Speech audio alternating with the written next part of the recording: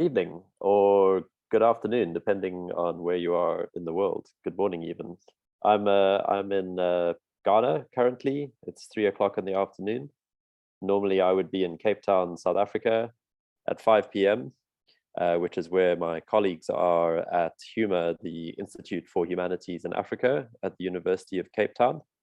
I'm up in Ghana at the Savannah Center for Contemporary Art in Tamale, which is Ibrahima Mohammed's project, and I'm on the exhibition Dig Where You Stand, organized by Azu and Wabogu.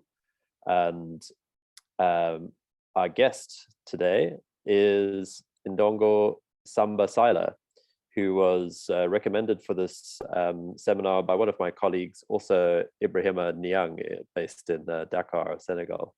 So we are very happy to welcome Ndongo and fascinated by his topic. So if you've seen the posting on our website, you'll see that there's a link to a text in Jacobin by Ndongo called "The Franc Zone, a Tool of French Neocolonialism in Africa" from June 2020. Ndongo Samba Sylla is going to be talking today about Africa's last colonial currency, the CFA Franc. And Dr. Ndongo is a Senegalese development economist, and he's worked as a technical advisor for the presidency in Senegal. Currently, he works at the Rosa Luxemburg Foundation in Dakar, and he's published in a number of journals such as Fair Trade. He's also written books, The Fair Trade Scandal, Marketing Poverty to Benefit the Rich, and he co-authored Africa's Last Colonial Currency, the CFA Franc Story on Pluto Press, which is what is the subject of today's seminar. So thank you very much for joining us. My colleagues in Cape Town, some of the other artists and curators I'm working with here in Tamale, and everyone else who has joined us, a warm welcome to all of you. So Ndongo, I'd like to give the floor to you, and I think you have a presentation to show as well. Thank you very much, Ralph. It's great to be here among all of you and your colleagues. It's great to be in touch with HUMA and have the possibility to have this exchange with all of you.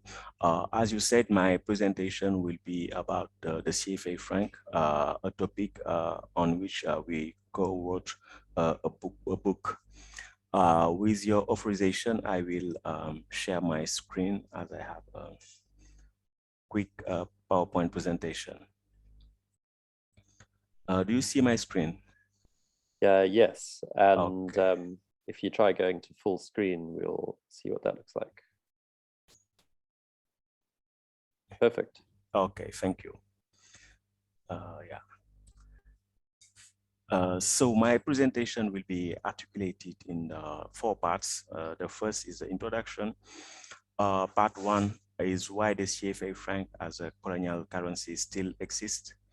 Part 2 will be a brief economic assessment of this currency arrangement. And the last part is a conclusion. What are the alternatives to the CFA franc as a colonial system? So the CFA franc is an acronym for currency born in 1945 during colonial times. Originally, the acronym meant the franc of the French colonies in Africa, and it circulated in the sub-Saharan Africa part of the French colonial empire. The context of its creation was the aftermath of the Second World War. There were many shortages in France, high increases in price levels, lack of foreign exchange, and the French currency had to be devalued vis-a-vis the US dollar and the British pound. And until then, there was something called monetary unity, meaning one empire, one currency, and the French were very proud of that. So that we had in the whole spectrum of the empire, the French franc circulating under different, let's say, exotic banknotes and so on. So that was the idea of monetary unity. And one technical question arose in that context. Should the French currency be devalued evenly throughout the empire, or should the rate of devaluation be variable according to the context? Because the French economy suffered much more from inflation, from the consequences of the war compared to the rest of the empire. And then the decision was taken secretly by the French provisional government to devalue the CFA franc. And to devalue the French franc, and out of this devaluation, the CFA franc was born, officially created on December 26, 1945, at the same time as the Pacific franc. And the Pacific franc is a currency that still continues to exist. It is used by 3 non-sovereign territories under the French tutelage. But this was the context of the creation of the CFA franc. But what was surprising is that initially the CFA franc had a shocking parity vis-a-vis the French currency. That means the CFA franc had a higher external value compared to the French franc. One CFA franc equaled at that time 1.70 French franc. And in 1948, 3 years later, one CFA franc equaled 2 French franc. So that means that the CFA franc was born overvalued, meaning that its external value was higher than justified by the economic characteristics of the country using it. And this situation would remain until now. But what is interesting here is that in the case of the British colonies, they had, let's say, their currencies had external values that were more in line with their economic characteristics. That means, for example, they did not have an external value higher than the British pound, for example. But this was a deliberate choice by the French political authorities, because it was a way for France to reconquer the trade share it lost in its African colonies during World War II. Because during the war, the trade relationships between France and its colonies were severed, and the African territories started to trade more and more with the other parts of the world. And the French economy lost trade shares. And at the same time, the French economy was so weak that it could not face international competition. So they wanted to have access to raw materials on cheap conditions, and have access also to captive markets. And the CFA franc was an instrument that helped the French economy to recover, to reconstruct after the Second World War. Economists used to say that when you have an overvalued currency, it's a kind of a tax on your exports, and it's a kind of a subsidy to your imports. And that meant that having a overvalued currency was a way for African colonies to buy things from the metropolis. Now, the CFA franc is used by 2 blocks. We have 2 different blocks. Central Africa, we have 6 countries. You have Chad, you have Cameroon, you have Gabon, Central African Republic, Congo, Brazzaville, and Equatorial Guinea, a former Spanish colony, which joined the CFA franc in Central Africa in 1985. In West Africa, you have 8 countries. You have Senegal, Mali, Burkina Faso, Ivory Coast, Togo, Benin, Niger, and Guinea-Bissau, a former Portuguese colony, which joined them in 1997. So you have 2 CFA francs, 2 distinct CFA francs. So they are submitted to the same principles of management we'll see shortly. And they share the same acronym. The name is different. In West Africa, it's the Fund of the Financial Community. In Central Africa, it's the Fund of the Financial Corporation. But more or less, it's the same principle of management, because the system is based on a number of pillars, 3 pillars, and so-called 2 counterparts.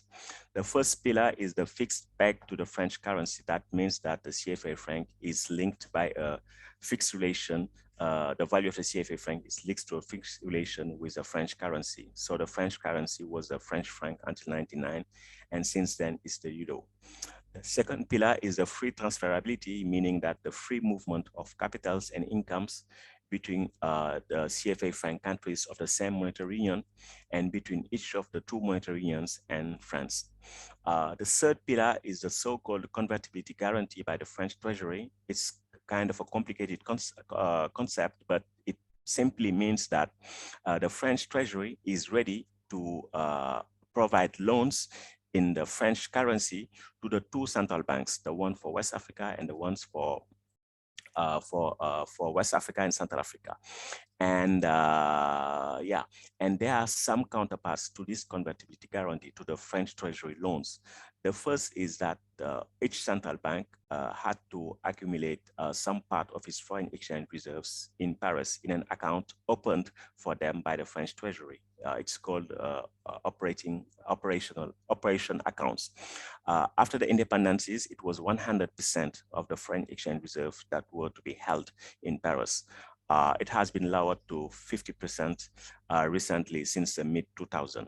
So that means, for example, if for example, Cote d'Ivoire sells cocoa abroad, well, the exporters will receive their income in CFA franc, but the export earning in the US dollar or in British pound they will receive, it will be partly stored in at the French Treasury. So that is the meaning of the centralization of the foreign exchange reserves. And the second counterpart is that the French government is represented in the organs of both central banks with implicit veto power before the veto power was explicit in the statutes. So this is the basic pillars of the CFA franc. It functioned like that when it was created. It still functions like that now. So that's why, despite the change in the management and the fact that now the banknotes have been made more exotic, etc., the system remains colonial because its management has not changed, and the finalities also has been the same since then. And yeah, quickly here you could see the so-called French guarantee in the French government budget, because the so-called French guarantee is a promise by the French Treasury to grant loans to African central banks whenever they are short, let's say, of foreign exchange reserves. But you could see that in the budget of the French government, every time you have zero. That means they never expect to provide loans to African central banks, because the rules are made that this so-called guarantee is always superfluous. That means that the central banks will do whatever it takes so that they will not ask loans from the French Treasury. You also have another country which doesn't use the CFA franc, the Comoros. They have their distinct currency, but it functions like the CFA franc. The only difference is that they have a different parity against the euro, but except that it's a CFA franc. So why the CFA franc still exists? The thing is, most African countries, when they became independent, they delinked from the monetary arrangements of their former colonial powers, and they started each to issue their own national currency as a symbol of their newly acquired national sovereignty. That's why most of the colonial monetary blocks were progressively dismantled, starting with the sterling area, the Belgian monetary zone, Escudo zone, Peseta zone, all were dismantled except for the CFA, for the franc zone. The franc zone gathering African countries under, let's say, the domination of France. Why the franc zone escaped that fate?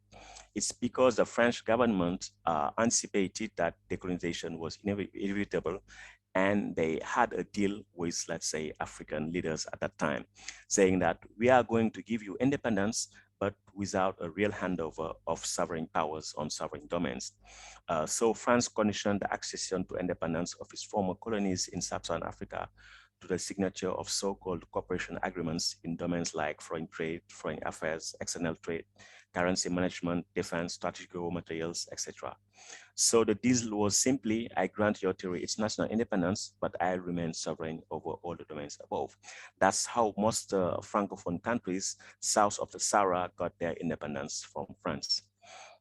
And you could see in official documents examples of cooperation agreements.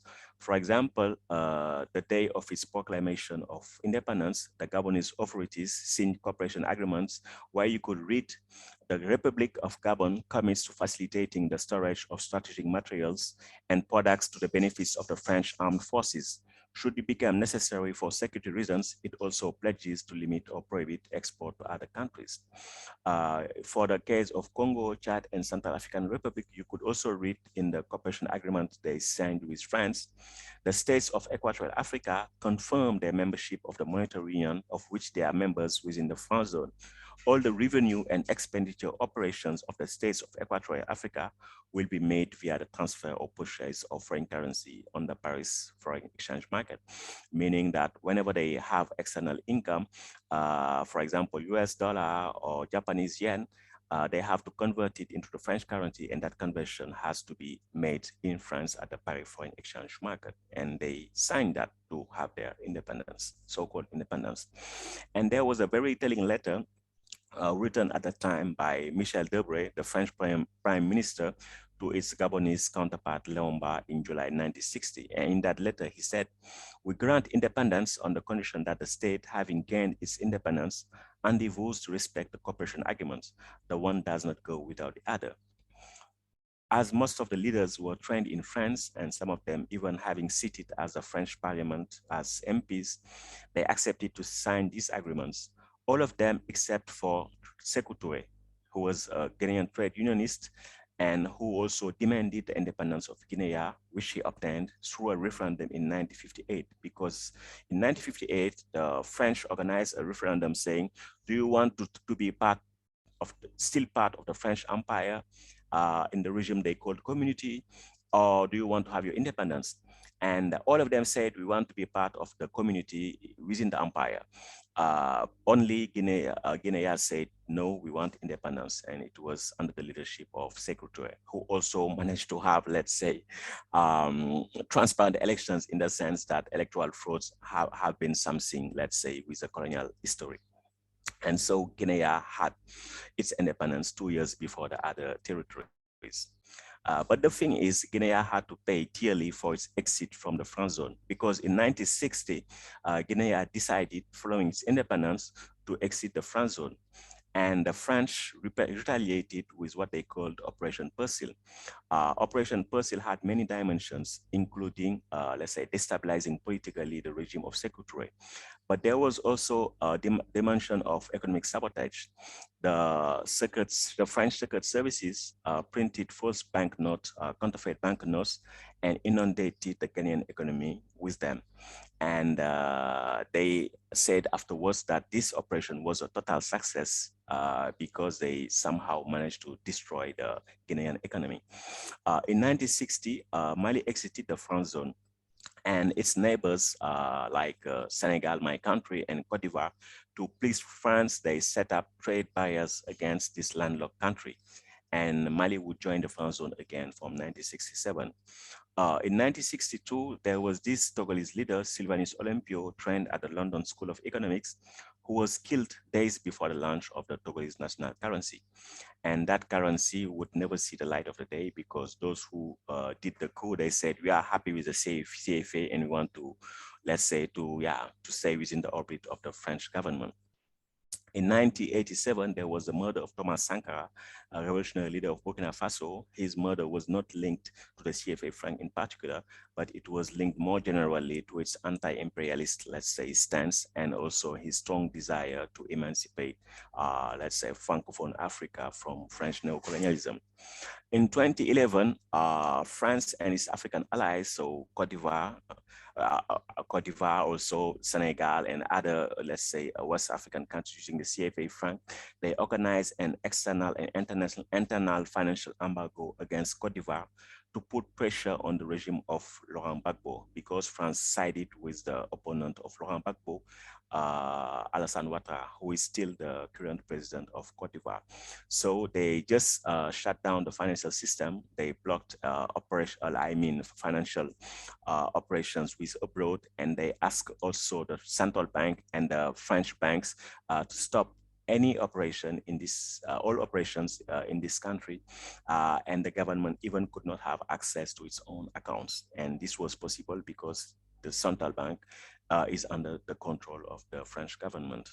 Mali, which is currently led by military regime, endured the same fate recently in 2012. Let's say the French government pushed some countries, West African countries, to implement illegal sanctions against the Malian government.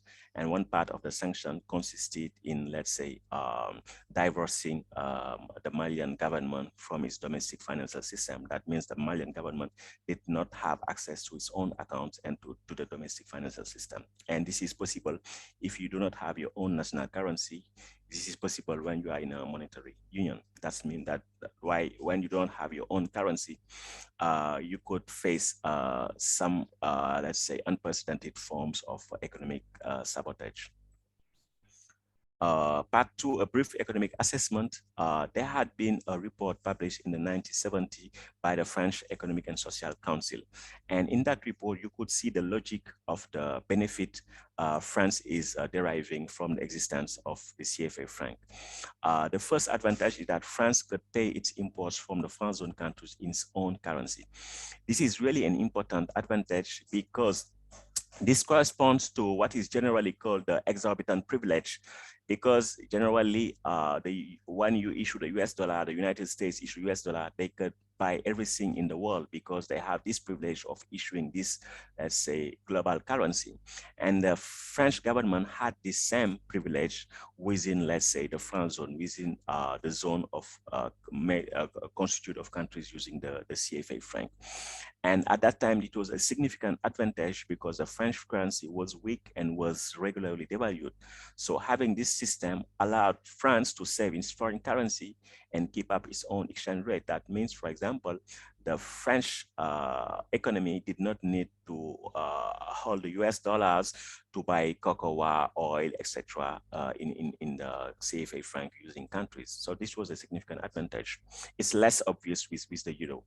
The second advantage is that the French companies operating in the zone benefit from large and stable outlet for trade. The third advantage is that the French economy benefits from a trade surplus with regard to the Franc zone countries, which also provided a far from negligible amount of exchange reserves. The CFA franc countries used to have trade deficits with the French economy, but at the same time, they used to have trade surpluses with the rest of the world. And when you have trade surpluses, that means that you are accumulating foreign exchange reserves, and those foreign exchange reserves were to be held at the French Treasury, so at the discretion of the French Treasury.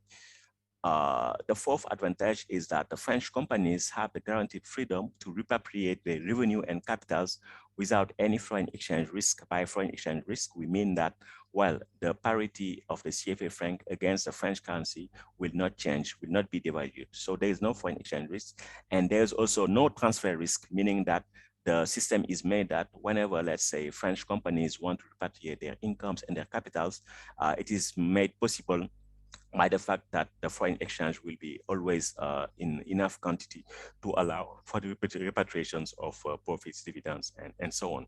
And this is also facilitated by the fact that France decides the zone's exchange and monetary policy, because France is represented with implicit veto power in the organs of the CFA franc central banks.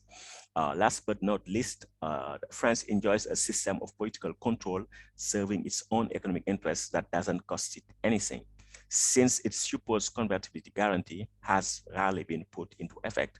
One of the arguments is just to say that, well, France guarantees your currency. That means that whenever you need loans from the French Treasury to maintain this fixed exchange rate, the French Treasury will step in. But this has not been the case, because the rules are made in a way that this guarantee is seldom activated.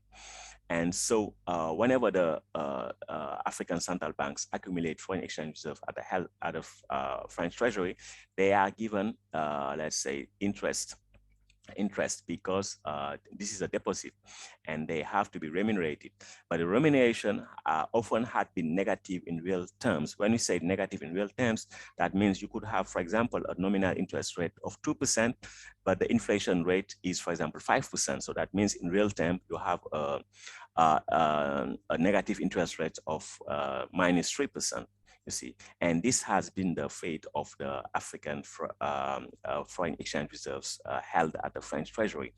And one way to say that is that, well, when you have negative interest rates, it is as if the African central banks were paying the French treasury to keep their own money for them.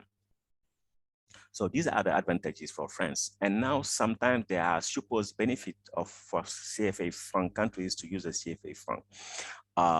Sometimes they say that, well, when you share the same currency, you should have more trade between yourself.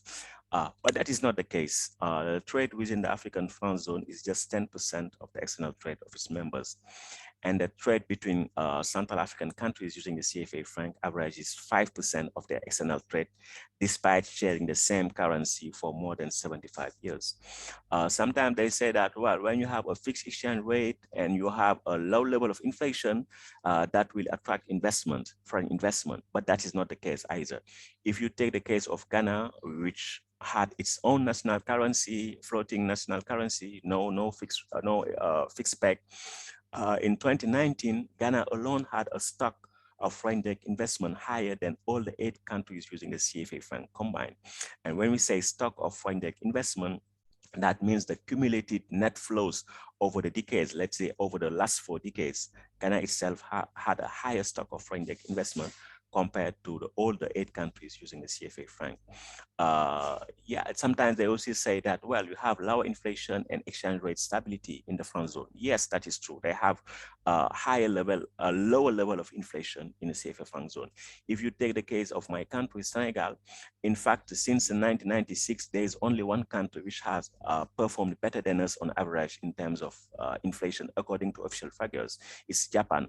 Except Japan, we have outperformed any other country in terms of, let's say, inflation, including the US, China, and etc. But as we will see, this has been achieved with very significant economic cost, because there had been no development at all in the franc zone. And in this table, you could see that in this table, you have the real GDP per capita of CFA franc countries in West Africa. You take, for example, the case of Niger. Their best level of real GDP per capita had been achieved in 1965. It was less than 900,000 US dollar in constant 2015 US dollar. But in 2019, their real GDP per capita was only 524. That means it was less than 41.6% of their best level they achieved in 1965. Cote d'Ivoire is the biggest economy in the franc zone. Their best level of real GDP per capita was achieved in 1978. That means 44 years ago. Now their real GDP per capita, when I say now, it's 2019, the real GDP per capita was 30% lower than the best level they achieved in 1978. You take the case of Guinea-Bissau. They joined the CFA franc in West Africa in 1997, and this corresponded with their best level of real GDP per capita, 800 US dollar.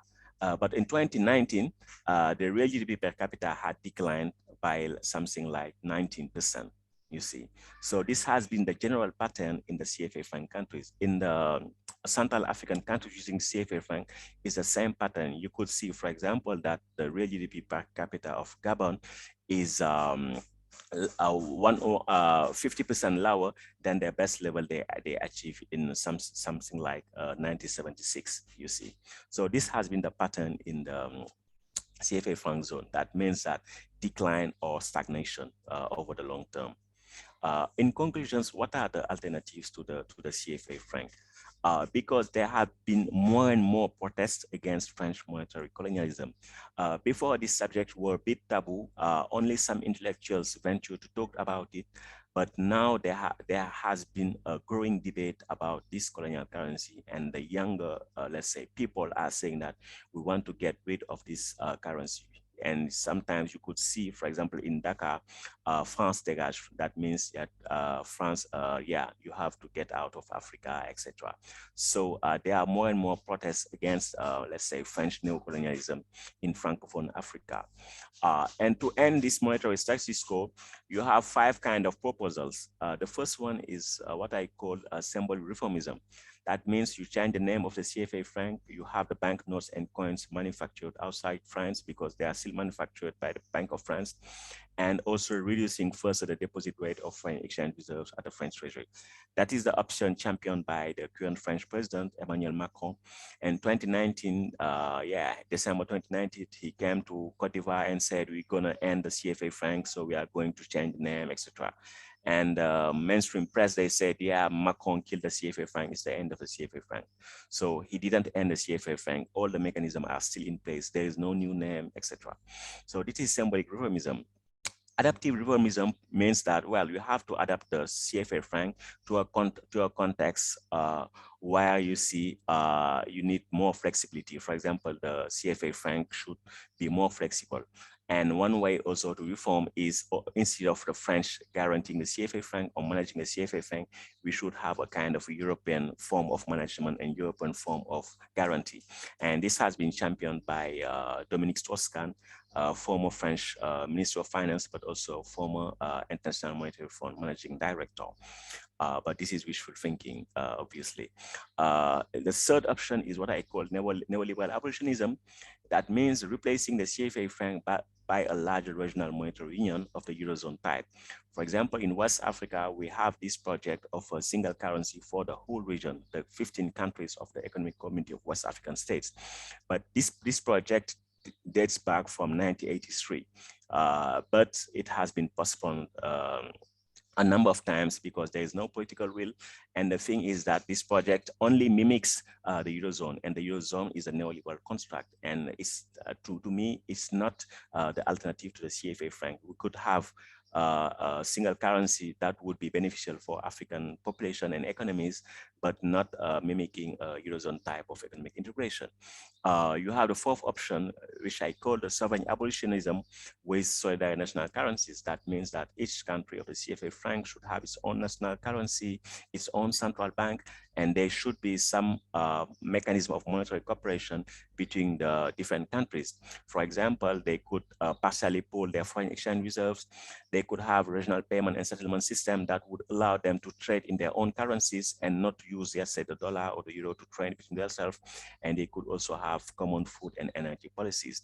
And this option has been championed by one of the best African economists like Samir Amin, and also the late Joseph Tujang-Quemi, who is a Cameroonian economist who died in 1984, but he produced a seminal book on monetary issues in Africa, and he championed this kind of exit from the CFA franc.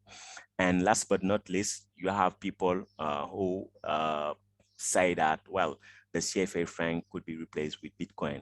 And at one point, the Republic of Central Africa, their government said that, well, they will make a Bitcoin legal tender as a way of, let's say, defying the monetary status quo. So these are the 5 options of ending the monetary status quo.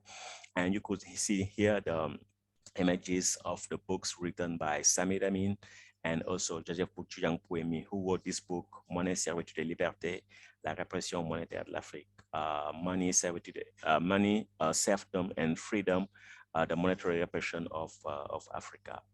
So for more information, you could read our book on the topic. Thank you very much.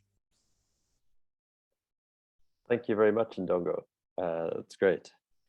I see we have some questions and comments already in the chat, and I'll read them so that the people listening back to this later can hear them. So Babacar commented that early on in your presentation that this is what is killing Francophone Africa. And Nicole Brummer has asked what changed with the euro. Is France still in the same position, or is it now the Euro Central Bank? Are there swap lines with the euro now? Is that something you have a response to? Yeah, in fact, in the framework of the Eurozone, there is a distinction between monetary agreements and budgetary agreements. Monetary agreements are under the responsibility of the Eurozone authorities. but budgetary agreements are under the responsibilities of, let's say, national governments of the, let's say, the Euro area. And so the CFA franc is not a monetary agreement, but a budgetary agreement. That means the French Treasury says that I will provide loans to them. And so that means that the French Treasury is still in charge of the CFA franc, not the central bank of the Eurozone, of European Central Bank. But the thing is, for example, they have signed agreements in 1998. France and its your neighbors, Eurozone neighbors, Africans were not included. Those agreements say that if the CFA franc were to be devalued, the European political and monetary authorities should be informed first before that decision. The second thing is, for example, if another country would like to join the CFA franc zone, the Eurozone political and monetary authorities should also be informed so that they would give their consent, you see. So now, legally speaking, we are under a double tutelage, France and the Eurozone authorities. And the other thing is also the euro has been a stronger currency than the French franc.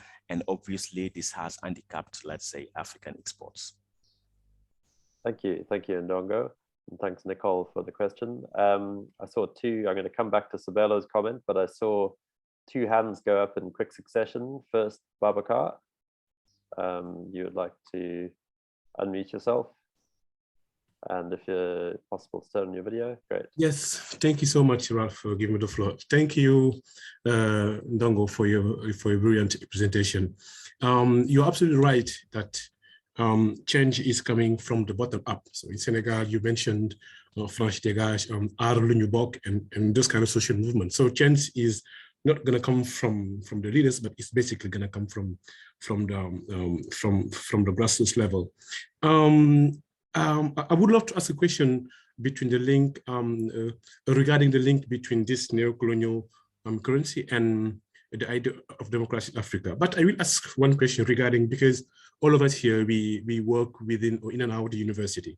So what are the consequences of this neo-colonial currency on African universities? Because as you may know, research is underfunded, if not funded at all in our universities. Because, for example, in Senegal, you may know better than me, researchers, if they want to go abroad to do research, what they call les voyages d'études, every 2 years they go, they can have grant from the university or from the state to go abroad.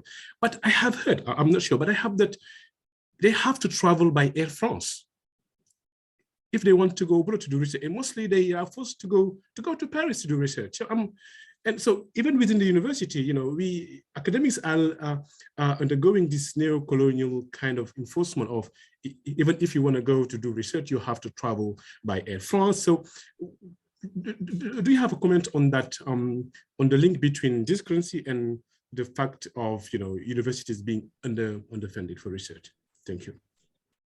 Okay, there could be a more general link in the sense that this system is based on repressing, let's say, the creation of domestic credit. That means that if you hold the CFA franc, you hold the euro. And that means you could not be allowed to create the credit you want. So that means there's limited financing for the economy. The only way you could finance your economy is through attracting foreign direct investment or, let's say, issuing debt. So that is, let's say, a constraint of the system. There is no credit creation. When I say no, I mean there's limited credit creation, you see. If you go to some countries in Central Africa, the productive, what is called the credits to the economy divided by GDP, sometimes less than 10%. And most other countries, for example, you go to South Africa, it's more than 100%, you see. So this is not possible. There is no, those economies are underfinanced, and that is how the system works. So you could see that at the university. But there are other aspects of neocolonialism regarding the university, because if you want to have, let's say, high grades, high rank academic rankings, you should, comply with the system they call aggregation, and it's a neocolonial system because it was created by the French, and it is administered more or less by people who are, let's say, adhere to some extent to this kind of neoliberal, neocolonial, let's say, university ranking system. You see, In economics, for example, if you are not a neoclassical economics, you could never become a professor. It's impossible. Whatever your merits in terms of academic publishing and so on. Regarding Air France, I'm not sure. I think people generally, they have the freedom to choose whatever itinerary they want to have extra. But the thing is, the system of managing the, let's say, the aerial system, the transport system, is also a neocolonial system, like the CFA Franc. It's managed by the French. And you have also military interventions, etc. Yeah, thanks, Ndongo. Thanks, Babacar. Dominique? Yes, thank you, Ralph, and thank you for this very, very fascinating presentation. So I have a question, and I had a question from reading your piece in Jacobin and from the first of your presentation, and you came to my concern or my interest at the very end. But I want to ask you maybe to elaborate a little more about this, and it's the history of the contest. I'm quite fascinated by how present the question of the franc CFA has become in the mobilization of the youth in West Africa, and even beyond West Africa. People are very, on the continent, are very familiar with the issue, or kind of familiar. And to me, it's quite intriguing because this is a very complex question. Like I'm not very good. I don't understand very much about currencies and about economy, and I assume, and maybe that's my assumption, but I assume that it's quite a difficult question for a lot of the public. However, it has become a very central and very mobilizing question. So I wonder if you could give us perspective on how it became that, and who did the pedagogical work of explaining and mobilizing people around that issue, how that become possible. And yeah, so popular education, who were the artisans of those protests that are and Babacar is saying now, change is going to come from the bottom. I don't know if I trust that much, but I think that's quite an interesting development. Yeah, that's an interesting question. In fact, we had many phases of struggles against the CFA Franc. After the independencies, it was the head of states. In the 1970s, you have head of states allying with progressive intellectuals like Samir Amin. For example, Samir Amin in the 1970s had a plan to exit the CFA Franc, but it was rejected by France and its some African allies like Senegal and Cote d'Ivoire. And between 1970s and 1999, there was no contest, basically. After the devaluation of the CFA Franc by 50% by the IMF and France, against the will of African head of states, there have been some demonstrations against let's say, the economic consequences of that decision, because you had inflation instantly. When you devalue the currency by 50%, you have inflation. So most of the items people consume come from abroad. So let's say prices are multiplied twofold in a matter, of days, you see. But since 2015, there have been very interesting developments, because the subject is no longer let's say, a taboo subject or an academic topic, but people started to discuss about that. There have been many intellectuals, anti-CFA Franc, who wrote regularly on blogs, etc. But there have been a defining moment in 2017.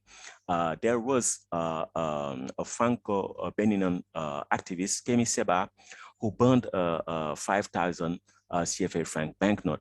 And I would say that this has triggered something viral, let's say, across the world, across the, Africa, etc. And because people wanted to put him in jail for destroying, let's say, this banknote, etc. And for me, this has been a very powerful signal to say that, well, now African people, now Pan-Africanist movements, intellectuals have to make sure that, well, they are aware of this topic. And the social media also have been very powerful, because generally mainstream media, generally they have a conservative view about that. They will say all those who criticize are ignorant, or they are anti-French or things like that, you see. But the social media has been very powerful to, let's say, disseminating what is happening out of the CFA. There have been also many, let's say, untruthful things that had been said by people who are against the CFA Franc, but because they don't have access to the relevant information. But the thing is that they are obliged to talk about it. And everywhere Macron goes, they will talk, what is the CFA Franc? Why are you dominating African countries? And economists, generally, they will stress, like myself, on the Euro peg, etc., you know, all those technicalities. But people will talk about the symbolical and political aspects. And those are the aspects which create the dynamic of mobilization. For example, if you say that it is overvalued, no one will understand that. But if you say that why our currency, I mean how banknotes and coins are manufactured in France, why you have French representatives sitting at the organs of our central bank, why our foreign money is held at the treasury, you could, let's say, mobilize people. And those were the kind of arguments used by Pan-African movements, intellectual, social movement. And this has resonated a lot among the African people. And now, yeah, the subject is in the public place and no one could escape it. Thank you. Thanks, Ndongo. Thanks, Dominique. And I see our colleague Ibrahima from Dakar has his hand up. Ask you to unmute. Okay. So thank you, Ndongo, for this interesting talk. Thank you, Ralph, for coordinating this seminar. So I'm really interested by the question of low inflation. So I think the main arguments from African economists or Senegalese economists who say that the currency is a good currency because we have a low inflation. So I'm not really sure that we have a low inflation. According to the price of goods in Senegal. And I would like to hear more concerning this point from Ndongo, because of I read 2 days ago a post from Senegalese economist Serif Salissi concerning the inflation, and he said over the past 54 years, the price of consumer goods in Senegal has fluctuated between -4.2% and 32%. For the year 2020, the rate was 2.2%. He also said from 1968 to 2020, the average rate is 4.8%. In total, over the period 1968 to 2002, the price increase was 922%. This means that a good that cost 100 CFA in 1968 will cost 1,000 in 2020. So I would like to hear more concerning these issues, Ndongo, because of the CFA, the pro CFA use this argument to convince people that we have to stay on this zone, the CFA zone, because of the low inflation. But as we see what is happening in Dakar supermarket or in Dakar market, there is a high level of inflation. So thank you, Ndongo, and thank you, Ralph. Okay, this is an important question. I think at the outset we could make a distinction between the standard of living and the rate of inflation. In the CFA Franc countries, the standard of living is very high, especially, for example, in countries like Senegal, Gabon, etc.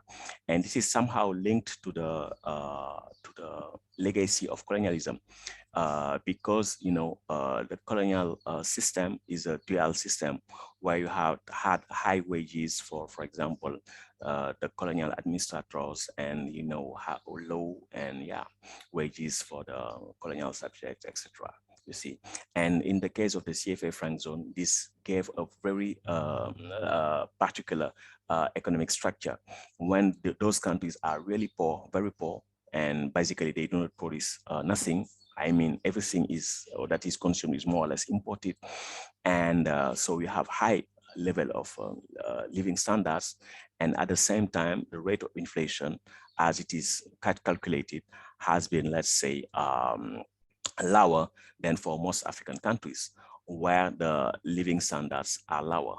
You see, so you have this distinction. The second thing is also, I agree that the way they measure it could leave some gaps. I mean, the real rate of inflation is not probably what the BCAO or the INSD publishes. You see, but at the same time, when they calculate that the consumer price index, they have a number of functions. For example, the consumers, they will only see, the ordinary consumer, food products, because most of their budget would go to food product or transportation, things like that. But you have other functions. So that means you could have an increase for food products, but you have, let's say, a decrease of prices for other, let's say, functions for other, budget items. That's why you could see generally very low increase of the inflation rate. The other thing is also, when people say that this is a good thing because we have a lower rates of inflation, this is not due to a particular merit of the CFA franc. Because, for example, if you take the case of Senegal, we had the same average rate of inflation as France because it's our anchor. That means we just import what is happening in the Eurozone. In the Eurozone, their age structure is different because you have, let's say, older people there, more or less. In Africa, you have, let's say, young people. So you have to invest, and some inflation increase could be beneficial because that could be beneficial at least for profits for investors, you see. So you have that. The other thing is that on the theoretical side, we know that, well, their view of inflation is flawed because generally their view is what is called monetarism. They say that if you created so much currency, this will create inflation. But even the US Central Bank, the Federal Reserve, one of their members came to the Financial Times, some years ago, and he wrote, in fact, he was interviewed and he said that we at the Federal Reserve, we have no valid theory of inflation. The most powerful central bank in the world. And they say that we have the most, well-known economists, etc. We have all the tools, but we could not explain inflation.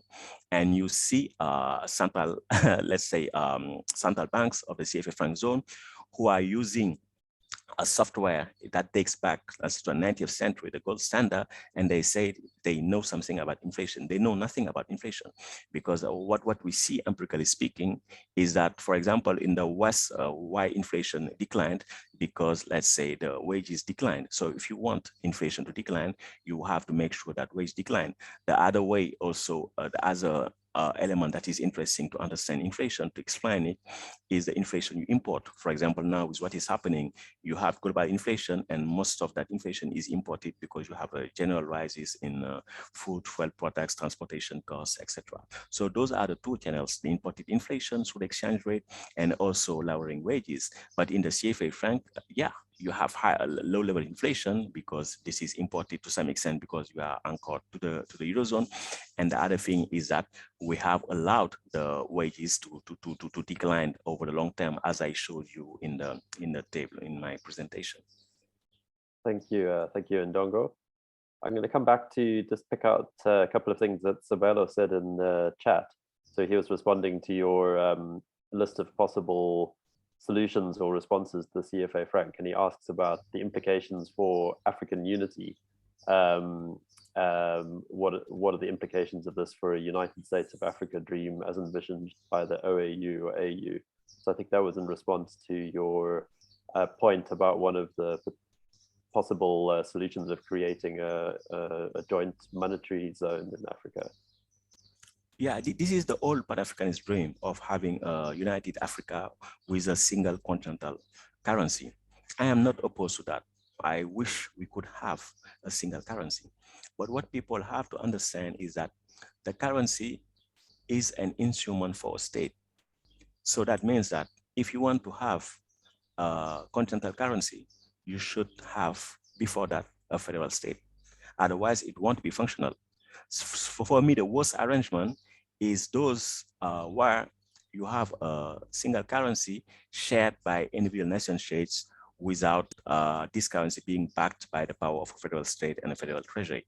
That's what you have in the CFA franc zone. That's what also you have in the Eurozone. Those are dysfunctional currencies. This is different, for example, from the United States, where you have a federal treasury, you know.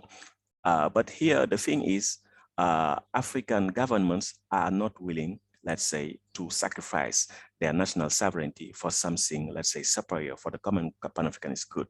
Because they say, well, we want to have a single currency that will be good, we'll have progress, but at the same time, they are not ready to relinquish, let's say, their budgetary taxing powers, etc. If you are not ready to do that, you won't have a functional currency. That's why, for me, at the first step, we could have something like a solidary national currencies. That means we have our national currencies, but we are not obliged to use euro or dollar to trade between ourselves. We could have our international monetary fund, you know, to help stabilize our currencies, their external value. We could lend reserves between ourselves, have swap lines, etc. All those are intermediary arrangements that we could have that could be beneficial, that are politically easy to implement. But the idea of having one continental currency, it's a dream, but a dream that is realistic has to be based also on another dream. That means having a federal state. If you don't have a federal state, well, the currency could not be functional. It could not work to create progress. And most of the people, unfortunately, who say that, well, we want to get rid of the CFA franc, we want to have a single currency in West Africa, they are somehow jumping from Charybdis to Sylla because I mean, a single currency for West Africa without a federal state would not be better, let's say, economically speaking, compared to the franc CFA, would not be better than the CFA franc on strict economic grounds. Maybe symbolically it could be better, but it's not sure that it will be economically better for African countries, because the currency is the instrument of the state. And if you understand clearly the colonial economics, the imposition of taxes went hand in hand with the imposition of the currency. That means you could not separate the authority issuing the currency and the authority imposing taxes, because taxes are imposed in a unit of account, let's say, chosen by the political authority who issues the currency. See. Thank you very much, Ndongo. We just have a few minutes left. I just was thinking during your presentation when you talked about this independence without the attributes of independence, about South Africa's own transition in 1994, which was 50 years later from the CFA franc. And you're talking about a particular monetary instrument to undermine independence. And then in South Africa's transition, there was a more contemporary means of undermining independence by doing things like allowing large South African corporations to go offshore or to become multinational corporations, and thinking about just that expanded lens of economics of how not just currencies, but also there's a wider set of tools to prevent full independence.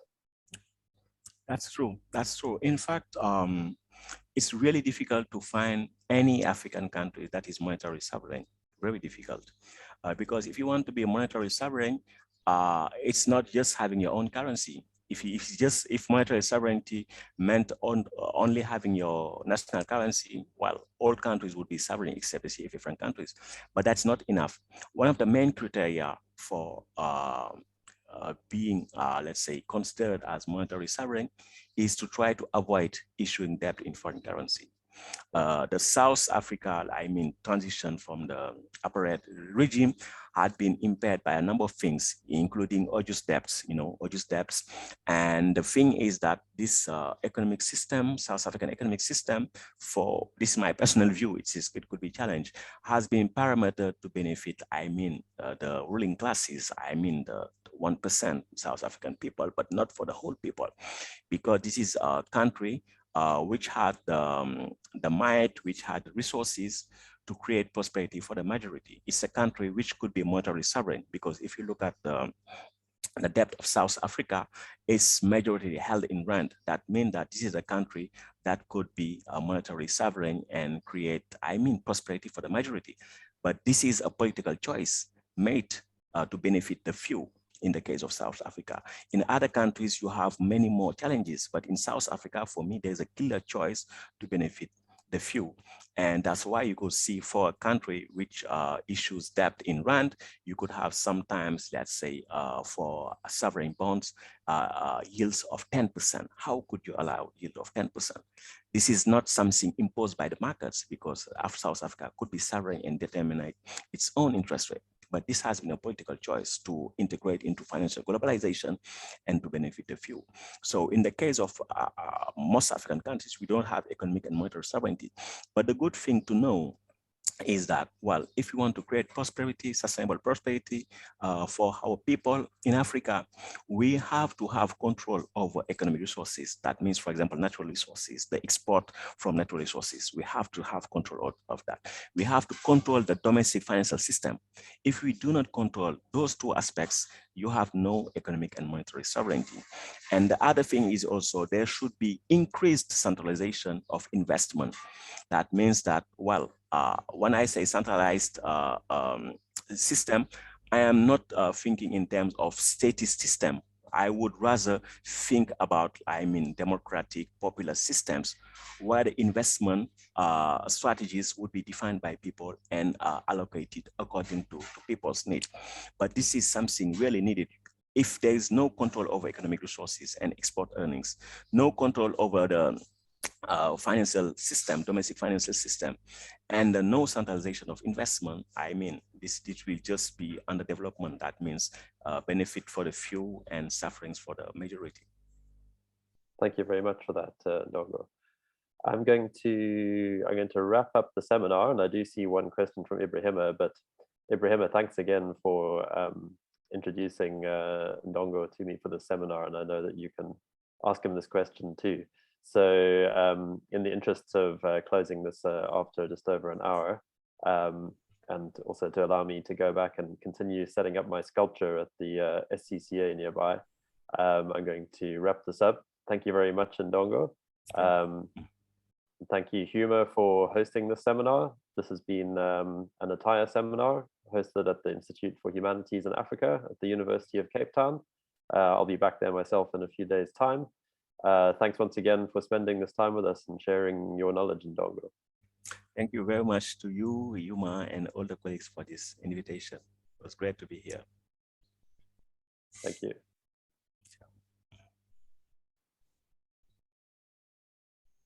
Let's see who is here. Does anybody have to stop the recording? Maybe I should.